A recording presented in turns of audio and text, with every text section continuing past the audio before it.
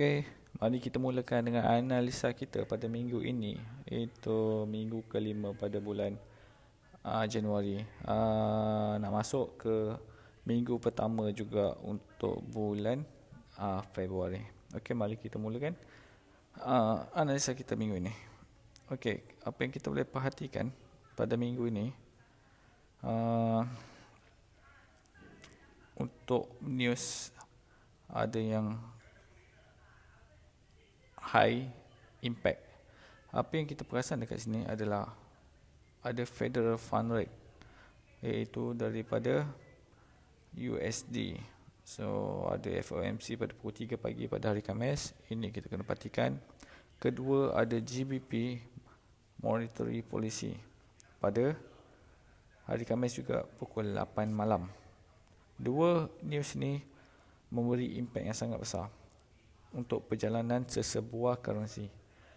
Okey, so kita kena perhatikan dua ini.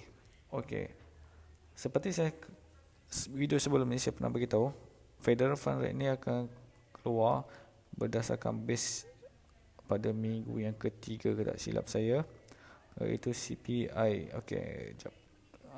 CPI untuk USD minggu kedua, tak silap. Okey, minggu kedua CPI USD iaitu 3.4. Bermakna inflation dia naik sebanyak 0.2 daripada 0.3 daripada 3.1 menjadi 3.4. Okey. Inflation untuk USD adalah meningkat. Okey. Jangkaan saya untuk main rate pada FOMC yang akan datang ni pada hari Khamis ni 5.50, saya rasa dia akan remain 5.50. Kemungkinan dia tak akan naik sebab walaupun keadaan ekonomi inflasi untuk United States ni menaik, tapi mungkin jangkaan saya dia akan hold untuk kenaikan. Okey, seperti saya cakap tadi, 3.4. Okey, inflasi rate. So interest rate 5.5. So sebelum ni Februari pun 5.5. So kemungkinan saya dia akan maintain lagi. Okey, itu jangkaan saya. Okey, kita tengok pula kepada GBP. GBP official bank rate dia pun dia forecast untuk remain. Dan bank rate votes ni kebanyakan diorang adalah untuk nak remain rate.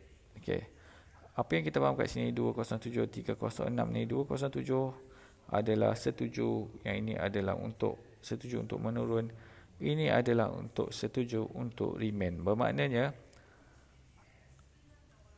forecast dia, jangkaan dia adalah setuju untuk remain adalah sebanyak 7 berbanding untuk naik adalah 2. Okey, itu adalah dia punya ratio jangkaan untuk dia orang kenaikan.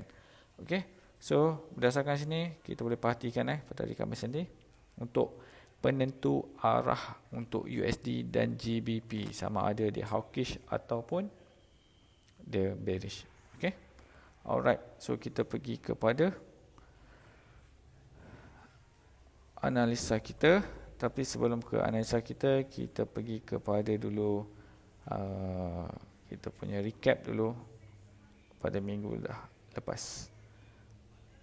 Okey, so kita perhatikan pada minggu lepas USD CHF.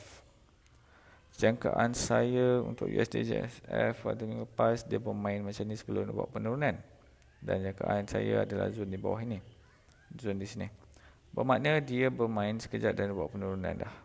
Okey, jangkaan saya dia macam akan main dalam ni berapa lama dulu, tapi dia tak lama dia bermain. So hampir-hampir SL. So ni masih valid lagi. Kita target insya-Allah sampai ke bawah ni. Okey, USD CAD, jangkaan saya dia akan masuk ke zon ni balik. Yes, dia repeat balik masuk zon dan dia sekarang tengah floating. So jangkaan saya mungkin jangan masuk dululah.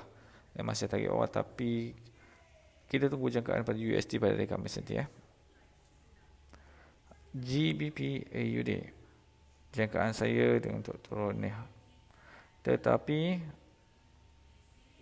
dia tak detect dengan zone ni sekali saja, tapi cuma dia tengah bermain di sini.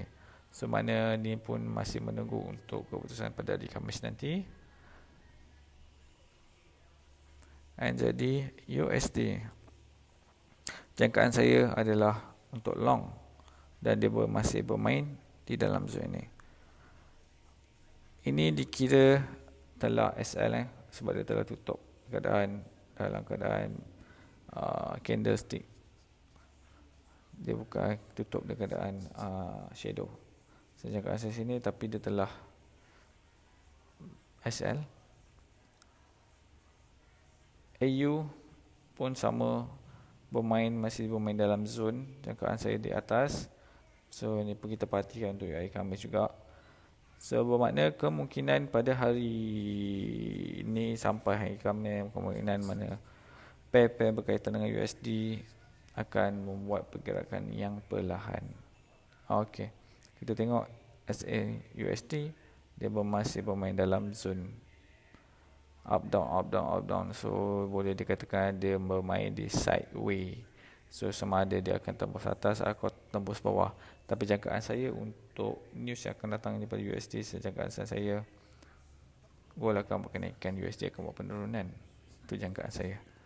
Okey, oil siapa yang nak masuk boleh masuk. Macam saya cakap, dalam zone, dia sudah masuk dalam zone daripada daily, pada monthly, maaf. Tapi jangkaan saya, kalau saya nak masuk boleh je berapa pip saja. Siapa yang lot yang besar lah, margin yang besar. Okey, so kita tengok sikit. Yes, dia sudah naik. Okey, kalau kita ikutkan daripada sini ke sini, 78 daripada 68, 70, makna dah $800 lah. Satu lot kalau kita masuk, makna $800 kita dah hold. Okey, so jangkaan saya dia masih jauh lagi perjalanan, dia target 130, so mungkin sampai ke shadow yang ni lah. Okey, alright, so kita teruskan kita analisa kita yang pertama. Apa pun yang kita sebelum analisa, kita kena tengok DXY dulu, baru kita tahu perjalanan untuk USD, sebab main USD adalah main currency. Okey, kita perhatikan dekat USD. Jangkaan saya masih sama untuk USD ni, sebab dia bermain di sideway daripada minggu lepas, tak bergerak. So zone ni masih valid untuk saya untuk melakukan short. So jangkaan saya untuk news yang akan datang pada hari Khamis, FOMC, dia akan membuat bearish. So dalam 300 pip saya jangkakan dia akan membuat penurunan. Ni zone yang saya boleh perhatikan. So semua perhatikan. So bila kita dah target untuk bearish pada DXY, so kita target adalah long untuk gold SAUD USD. So jangkaan saya zone ni masih valid untuk saya lagi. So zone ni masih valid lagi untuk saya. Okey, kita boleh perhatikan zone ni untuk buat penurunan. Jangkaan saya untuk gold ni, dia mungkin dia boleh pergi sampai ke sini lah, daripada zone ni bukan sini. Jangkaan saya dah 480 pip. Itu jangkaan saya. Okey, jangkaan saya sampai sini. Okey, so saya takkan buat makin baru, saya masih still dalam zone yang sama. Okey, USD oil ni pun saya masih proceed. Okey, kalau siapa nak masuk nanti untuk oil ni, kita boleh perhatikan dia buat pullback. Sekarang ni dia dah breakout zone ni. Terus sekarang ni perhatikan untuk dia buat pullback untuk sebuah kenaikan. So boleh perhatikan untuk reducekan kita punya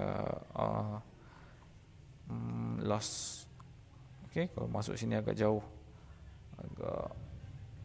kalau dia buat pullback dengan 300 pip, makna anggaran $300 kak. So kita jangan ambil risiko kita punya account. Kita perhatikan dulu dia buat pullback di sini. Okey, saya zone ni dalam ni tu H4. Okey, so kita boleh perhatikan AUD USD pun saya target buy. So masih proceed dekat zone ni, sebab masih jangkakan DXY akan melemah. EU pun sama, saya masih target di zon yang bawah ni untuk buat kenaikan. Ini adalah zon EU.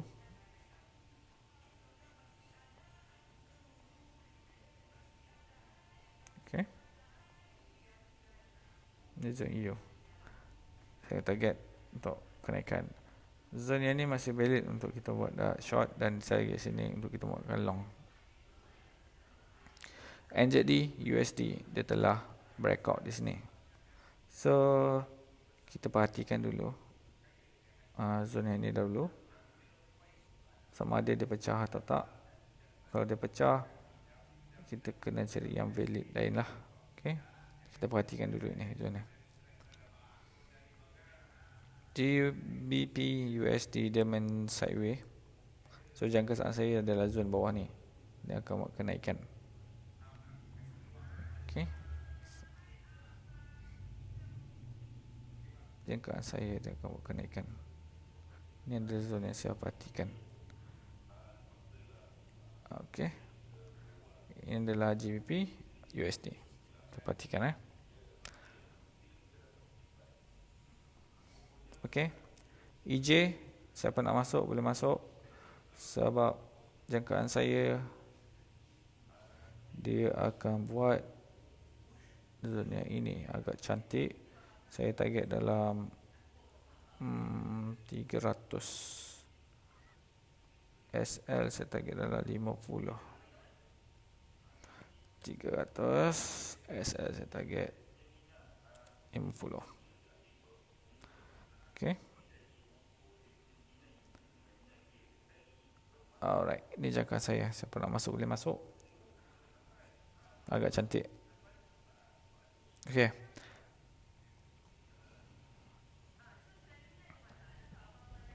USD MSN masih saya teruskan dekat atas ni lagi sebelum dia buat penurunan. Jangkaan saya sebelum dia buat bearish. Okay, masih penurunan. Tapi saya jangkakan USD akan slow sikit lah sehingga hari Khamis ni. So mungkin dia akan main sideways lah, banyak masuk dengan goal lah. Okay, kalau kita nak buat scalping boleh lah. Okay, untuk intraday ke swing memang saya rasa memang tak dapat, sehingga kita berjumpa pada hari Khamis nanti untuk news. Okey, yang kita boleh tengok lagi berkaitan kat sini apa yang saya menarik saya perhatikan untuk bulan dah depan. Bulan Februari akan masuk pada 1 hari bulan pada hari Khamis. Okey. Yang saya nampak menarik adalah berkaitan dengan pair CHF. Jangka saya untuk CHF Swiss franc, jangkaan saya akan menguat. Ini jangkaan saya. Ini adalah zon untuk kita nak entry. Jangkaan saya kemungkinan dia boleh pergi dalam 500 untuk ECHF. Starting daripada 1 hari bulan, bermakna 1 Februari kita boleh masuk entry dan kita hold untuk buat kenaikan. Ini jangkaan saya pada bulan depan. So kalau kita dapat masuk entry di sini, kita boleh hold sehingga 500 pip. Itu jangkaan saya. Sama juga dengan berkaitan dengan AU, saya tak nampak. AJ sama juga berkaitan dengan GCHF, tak silap saya. Okey. GCHF pun jangkaan saya, dia compare ni GBP dia akan main bawah sikit. Kita boleh target sampai ke 500 pip. Okey. Ini jangkaan saya. Dan juga USD CHF. CHF pun saya jangkakan dia turun sini buat naik. Okey. So jangkaan saya pun sama, USD CHF.